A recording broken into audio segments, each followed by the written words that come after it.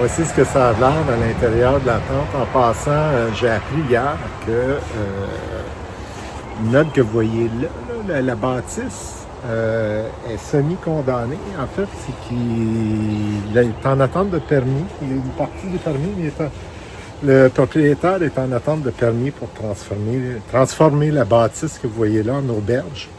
Elle est ouverte seulement depuis 2023, en fait, la tente. Et avant, c'était moins qu'une tente. C'est pour ça que c'est un petit peu artisanal. Je lui souhaite bonne chance à avoir son permis parce qu'il est vraiment bien placé. Et comme le fameux, il y a un abri 501, qui est un abri presque de luxe, va fermer l'année prochaine, mais je pense qu'il va être... il va répondre à un besoin qui va être grandissant là, sur la Appalachian Trail. Là, je finis de pacter mes affaires. J'ai quitté l'auberge qui est derrière les arbres là-bas. Comme vous pouvez voir, l'eau est extrêmement haute. Il y a des ponts fermés dans le coin, là, des ponts des plus petites routes rurales. Aujourd'hui, c'est entre 26 et 31 km. Ça dépend à quelle vitesse ma date arrive dans le coin. Donc, je vais improviser selon l'arrivée du moment.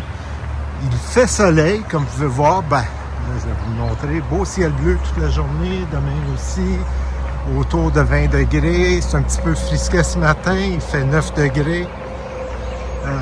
C'est à peu près tout ce que j'ai à vous dire pour l'instant.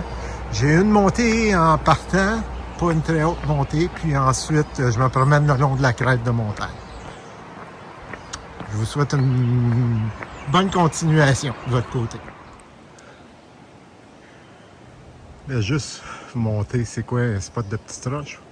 On voit très bien le sentier, mais il n'y a rien de plat là-dedans. Là. Fait qu'il faut vraiment regarder où on met les pieds. C'est pour ça que j'ai arrêté. Là. Ça faisait déjà un 500 mètres que je faisais là-dedans. Donc c'est un peu Rocksylvania. Mais il paraît que c'est encore pire après Port Clinton. Donc dans une couple de jours après mes zéros, là, il paraît que c'est encore pire que ça. Je vais fermer la caméra. Vous voyez le White Blaze, la balise blanche, le sentier là.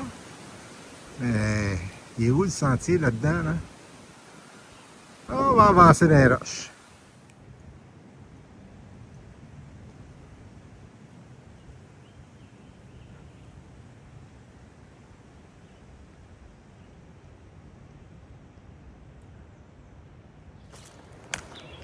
Aujourd'hui, ça alterne entre ça. On a peur de voir des vélociraptors sortir des fougères. Et les champs de roches que je vous ai montré précédemment. D'ailleurs, je viens de sortir d'un champ de roches. Mais quand je me retrouve là-dessus, c'est très agréable. Je suis en train de faire le montage du jour 81 ou 82. Je me suis rendu compte que je n'avais pas fermé la journée du tout. J'avais tellement la tête ailleurs de voir ma blonde arriver que j'ai oublié de dire quoi que ce soit. Donc, je me suis rendu à l'abri 501.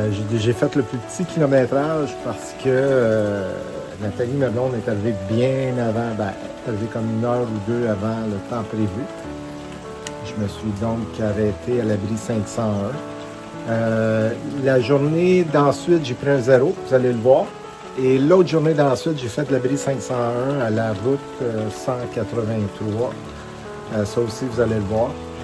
Et là, ce matin, je continue un petit bout. Je suis encore à la maison qu'on a louée, là, qui est l'ancienne école convertie en maison de location. Donc, vous allez voir ça là, dans l'intro du jour 84-85. Je suis tout perdu dans mes journées. Mais c'était ça, j'ai juste oublié de fermer la journée quand j'ai rencontré ma blonde. Donc, ce petit bout de vidéo-là va servir à conclure la journée.